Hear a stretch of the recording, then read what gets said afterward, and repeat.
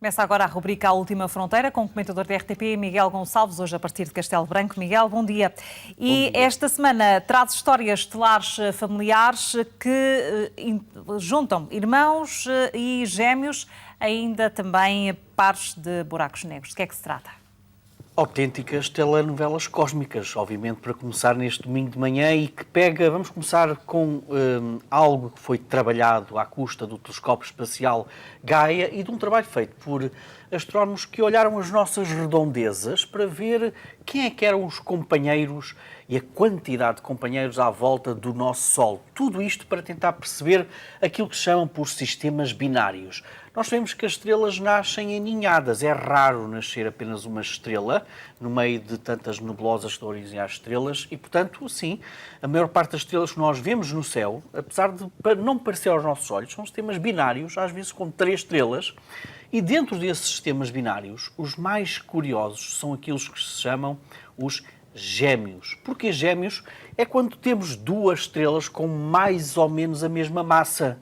E isso pensava-se que era relativamente raro, mas agora os dados do Gaia e desta equipa de investigadores veio dizer precisamente o contrário. É que eles fizeram um catálogo, aliás, que junta cerca de 42 mil binários encontrados aqui num diâmetro de cerca de 650 anos-luz. E o que eles descobriram foi uma grande quantidade de gêmeos, portanto, estrelas com mais ou menos a mesma massa. Mas mais interessante do que isso, à medida que foram encontrando cada vez mais gêmeos, repararam também que eram gêmeos que estavam a distâncias cada vez maiores. E quando eu digo cada vez maiores, estamos a falar de algo de 100 mil unidades astronómicas. Só para termos uma ideia, Plutão, por exemplo, está a cerca de 40 unidades astronómicas do nosso Sol. E, portanto, a questão que se coloca é, então, se temos gêmeos, e se são gêmeos que supostamente nasceram na mesma ninhada, eles não deveriam estar mais juntos? Pois, isto de facto é uma dúvida, um mistério astronómico. Mas agora o que pensam estes astrónomos é que, à medida que estes gêmeos vão andando nas suas voltas à volta da galáxia, há também aqui um conjunto de interações gravitacionais com outras estrelas que não pertencem a este sistema e que ao longo de milhares de milhões de anos vão afastando progressivamente, precisamente, estes gêmeos que, lá está, é como se fosse uma telenovela, nasceram na mesma ninhada, mas depois, ao longo da vida e fruto de outras interações gravitacionais, foram progressivamente afastados nas suas órbitas. Portanto, essa é a primeira história que temos para contar. E a outra, Miguel? A segunda também é de buracos negros. Vamos ao telescópio espacial Chandra, que teve uma sorte descomunal. Aproveitou aquilo que se chama microlentes gravitacionais, ou seja, tínhamos uma espécie de uma projeção, uma ampliação de uma imagem de quasares. E o que é que são quasares? São buracos negros gigantescos que têm à sua volta discos de acreção, ou seja, alimento autenticamente para esse buraco negro e que estão geralmente a grandes distâncias. E quando falamos em grandes distâncias, estamos a falar de algo entre 8,8 a 10,9 mil milhões de anos-luz e quando falamos gigantescos buracos negros, olha, estamos a falar de algo entre 160 e 500 milhões de vezes a massa do Sol. São estas imagens que nós estamos precisamente a ver. E então o que Chandra descobriu é que um destes buracos negros está a girar muito rapidamente a uma velocidade de cerca de 70% da velocidade da luz. Portanto, temos sistemas gigantescos, massas gigantescas, a rodar a uma velocidade de 70% da velocidade da luz. Como é que isto é possível? Dizem os astrónomos que, ao longo de milhares de milhões de anos, este alimento, este disco da acreção, que está a cerca de centenas de milhões de graus, esteve sempre a girar mais ou menos com o mesmo sentido de orientação, mais ou menos inalterado na sua orientação, e isso fez com que permitisse criar condições para uma rotação muitíssimo mais rápida. Portanto, estas imagens que nós estamos a ver, para além destas animações em vídeo, as imagens que estamos a ver em rosa, mostram monstros muito maciços a girarem muito rapidamente, graças aqui a uma estabilidade ao longo de milhares de milhões de anos nesta rotação. Miguel, uma outra história que trazes relacionada com a importância do pneu do vai-vem espacial, o que é que consegues revelar sobre isto?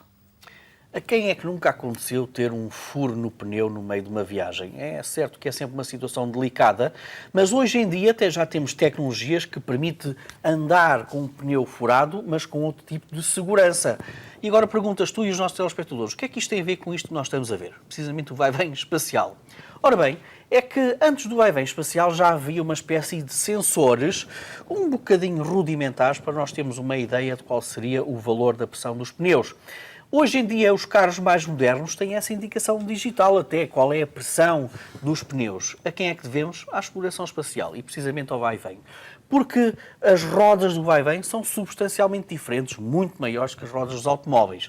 Mas foi preciso criar um sensor muito mais pequenino, muito mais fiável, muito mais cientificamente e tecnologicamente poderoso para perceber precisamente a pressão dos pneus do vai-vem, porque no caso do vai-vem em particular, uma pequeníssima alteração na pressão dos pneus e olha, podíamos ter aquilo que felizmente não vemos nestas imagens, que era uma autêntica catástrofe. E portanto, a NASA, juntamente com outras empresas privadas, criou um sensor muitíssimo mais pequenininho que, através de um chip de sílico, consegue dar uma precisão muitíssimo mais elevada à pressão dos pneus do vai-vem. Como acontece muitas vezes na história da exploração espacial, este tipo de tecnologia que é utilizado na exploração espacial depois tem uma aplicação no nosso dia-a-dia. E olha, é precisamente isso que nós vemos nos carros atuais, é este sensor tecnologicamente mais avançado que foi primeiramente utilizado nos pneus do vai-vem espacial para a nossa própria segurança e, portanto, imagina só a quantidade de vidas que eventualmente até foram salvas devido a mais uma tecnologia espacial. Miguel, e para concluirmos a semana, ficamos com uma sugestão e vais falar da Índia e de um salto gigantesco nesta área da ciência. Aproximamos cada vez mais da comemoração dos 50 anos da chegada da humanidade à Lua e, olha, a Índia teve uma ideia de celebrar de uma maneira muito mais extraordinária e que é esta noite, se tudo correr bem, por volta das 22h21, hora de Portugal continental, é isto que vai acontecer.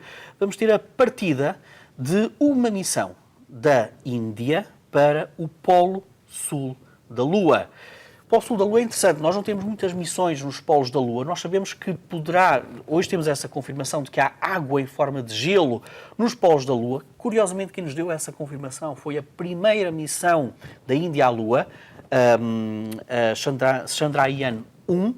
Esta Chandrayaan-2, que vai chegar em setembro à Lua, é muito mais ambiciosa, porque tem um orbiter, ou seja, vai ter uma nave a girar à volta da Lua, vai ter um lander, ou seja, vai aterrar, vai alunar e ter uma base científica na Lua, e além disso, vai ter também um rover a andar precisamente no Polo Norte da Lua para nos dar muito mais informações sobre até as características, a possibilidade de termos, se calhar, até mais água do que aquilo que nós pensávamos na própria Lua. E, portanto, é uma missão arrojada da Índia. Eu relembro que ainda já tem uma sonda a orbitar Marte e é um programa espacial cada vez mais ambicioso este que é demonstrado pela Índia. Por último, muito rapidamente, Estela, uma sugestão cultural para Coimbra, amanhã no Teatro Académico Gil Vicente, a partir das 20 horas, um concerto de Júlio Rezende que vai festejar precisamente os 50 anos da chegada do homem à Lua e também festejar aquilo que serão os sonhos espaciais da Agência Espacial Portuguesa e não só para o espaço. Portanto, amanhã no Teatro Académico Gil Vicente, às 20 horas, Coimbra. Fica a sugestão, Miguel Gonçalves, estás de regresso no próximo domingo com mais novidades do universo. É domingo.